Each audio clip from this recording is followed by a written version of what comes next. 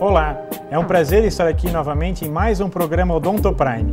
Hoje nós vamos falar um pouquinho de um assunto que a gente já abordou algumas vezes aqui no programa, mas é um assunto extremamente importante e que ainda gera muitas dúvidas, que é a doença periodontal. Então, assim, o que seria essa doença periodontal? É uma doença infecto-inflamatória que ela comete tanto o tecido de sustentação como o tecido de suporte, ou seja, desde a gengiva até o ligamento e até o osso que envolve aquele dente. O que vai acontecendo? Vai acontecendo uma destruição que é ocasionada pela ação bacteriana, pela presença de tártaro e pela inflamação. Isso vai destruindo toda a sustentação do dente, então toda a parte do osso, ligamento periodontal ao redor do dente. O dente vai ficando cada vez com mais mobilidade até chegar um momento que isso se torna irreversível e a pessoa acaba perdendo esse dente. Né? Entre outras características dessa doença periodontal, a gente tem ainda a coloração da gengiva com um tom bem mais avermelhado, um descolamento dessa gengiva, logicamente presença de tártaro, como a Morgana bem lembrou, e ainda mais todo esse processo pode gerar ainda a movimentação do dente por falta do suporte. Tá? A gente tem que falar um pouquinho também da predisposição genética, né? Que tem, mas assim, não é uma desculpa, né? Às vezes as pessoas mas meu pai teve, então eu também vou ter. Não, na verdade o tártaro ele contribui muito, é a causa principal. Então quem tem histórico de ter predisposição genética apenas tem que cuidar mais da sua higiene. E tem outros fatores também, a gravidez também tem alterações hormonais, que faz com que a pessoa tenha que cuidar mais, entre outras coisas. Isso que a Morgana comentou até com relação ao fato da limpeza, normalmente quando você ainda fazendo sua visita ao seu dentista, se preconiza fazer uma profilaxia a cada 6 meses. E está na literatura dos livros específicos para periodontia, por exemplo, que a indicação para esse tipo de paciente que tem problemas periodontais é que faça aí a profilaxia a cada 3 a 4 meses. Tá? Com certeza. Para quê? Para que não agrave demais a situação do tártaro e a doença não se espalhe cada vez mais e não cause danos irreversíveis aos dentes. A gente vai mostrar para vocês agora um caso de uma paciente que chegou ao consultório dessa maneira, tá? O que aconteceu nesse caso? Essa paciente, ela estava com esse sorriso, né? Então, assim, bem descontente, tanto com a parte estética, que a gente não tem nem o que falar, né? E também com a parte funcional. O que estava acontecendo com esses dentes superiores dela? Doença periodontal grave em estágio avançado em todos os elementos superiores, né? Então aqui vocês já começam a ver perda de papila. Por quê? Porque essa parte óssea já está bem superior à gengiva, então tem grandes bolsas periodontais. Então se a gente for fazer uma sondagem, ali um sulco gengival que seria 2, 3 milímetros, num caso assim, às vezes a gente faz sondagem com 10 milímetros, com 12 milímetros de bolsa periodontal. Bem lembrado, esse fato dessa perda de papila também é uma outra característica da periodontite. Então, para quem já sabe que passou ou está passando por esse processo, ou então já fez um tratamento que a gengiva também acabou retraindo e acaba tendo essa perda da papila, como a Morgana bem lembrou no caso. Alguns casos, né, Gia, o paciente começa a aparecer a raiz do dente. E em outros casos, quando há uma inflamação, a gengiva fica lá em cima, porém fica uma gengiva totalmente descolada, sem tecido de sustentação nenhum. Então aqui tem mais uma vista, o que foi acontecendo nessa paciente. Como ela tinha só até os premolares dos dois lados, essa paciente começou a sobrecarregar muito os dentes anteriores. Então, vários agravantes, uma doença periodontal em estágio avançado, fato de não ter os molares para mastigação. Ela começou a mastigar e os dentes começaram cada vez a inclinar mais para frente. Inclinando, até que ela iria acabar perdendo esses dentes de tanto incliná-los para frente. Fazendo um exame radiográfico, esquematomografia computadorizada, a gente começa a perceber que ela tem deficiência de osso em toda a região. Então, o tecido ósseo, que é esse branquinho, ele deveria estar na pontinha aqui do dente, descendo só a coroa para o lado de fora. E a gente percebe que tem vários dentes que já estão, por exemplo, esse aqui, preso só por tecido inflamatório. Ele já não tem mais nenhum tecido ósseo ao redor. Alguns têm só a pontinha do dente. Então, quando a gente fazia a mobilidade, esses dentes estavam todos bem moles. A periodontite chega até um estágio, ela tem tratamento, então é feito raspagem, é entrado com antibiótico terapia, entre outros medicamentos.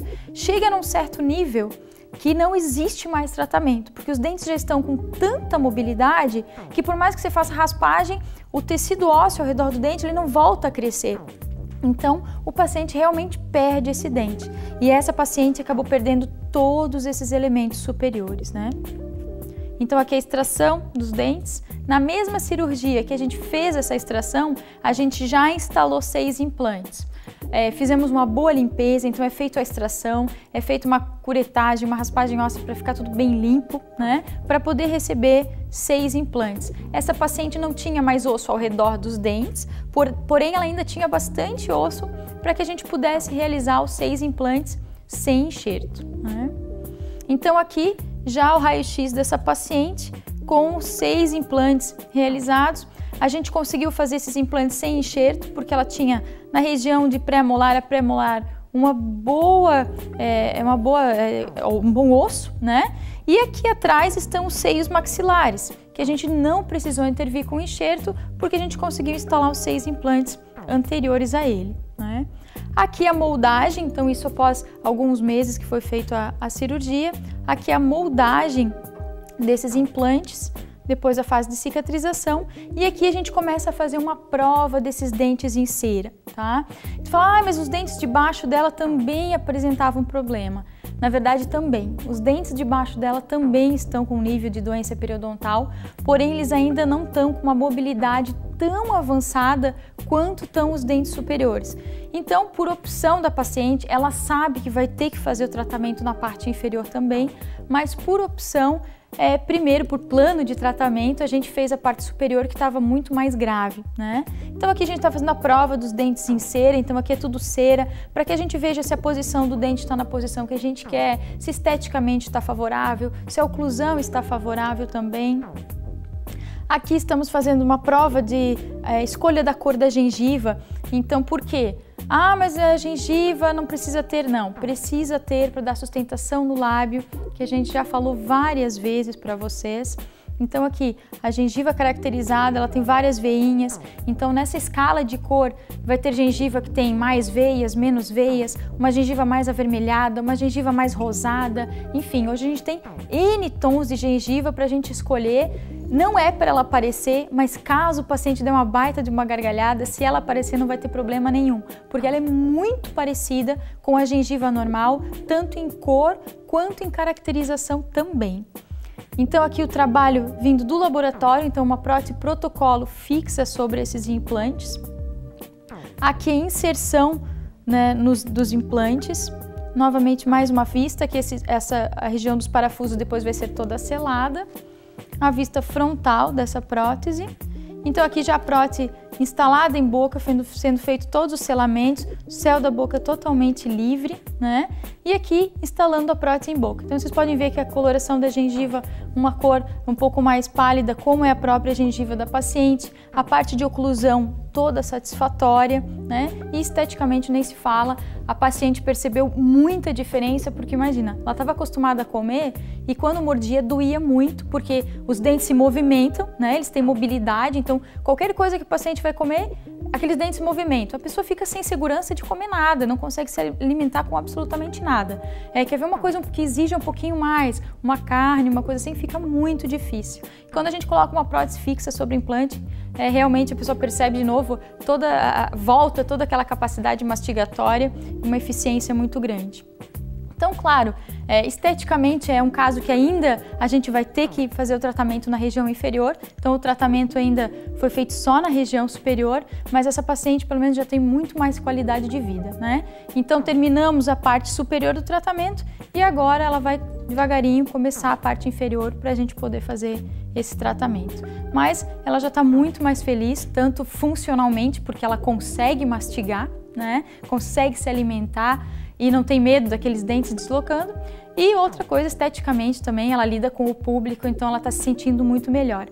Também por causa do mau hálito, né? Porque a doença periodontal ela acaba dando mau hálito, então a pessoa tem que cuidar muito e isso melhora muito quando a gente faz o tratamento definitivo.